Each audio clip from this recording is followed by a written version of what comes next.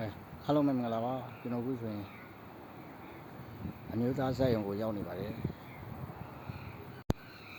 ကျွန်တော်တို့ရွှေအောင်သမိုင်းလူမှုကစားရေးပရိဒညီကိုတွေကနေပြီးတော့ကျွန်တော်တို့ရန်ပုံငွေဝဲလေးကိုအမျိုးသားဇာတ်ရုံမှာဒီနေ့ညမြို့ရွှေမန်းသားခုချစ်ကပြပြောရင်းမှာဖြစ်ပါတယ်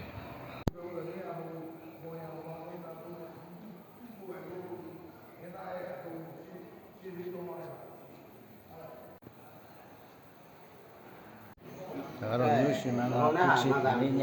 ကပြပြောပြနေမြို့သားဇာတ်ရုံကပြင်ဆင်ရတဲ့စင်ကြီးပေါ့ဗျာနော်မြို့ရှင်မန်းသားခုချစ်ဒီနေ့ညကပြပြောပြသုံးတော့ဆောင်ဆိုပါအားလုံးပဲဒီနေ့ညမှာမြို့ရှင်မန်းသားခုချစ်ကိုလာရောက်ပြီးတော့အားပေးကြပါဦးမြို့သားဇာတ်ရုံနော်အားလုံးပဲအားပေးတဲ့ပြည်သူတွေဒီပဲကျေးဇူးတင်ပါတယ်ကဲမှာကျွန်တော်ညီပြန်သေးပါခင်ဗျနော်ဒီညခုချစ်ပွဲလေးကိုကျွန်တော်တို့ရှေ့အောင်သမိုင်းကနေပြီးတော့ရန်ပုံငွေပဲ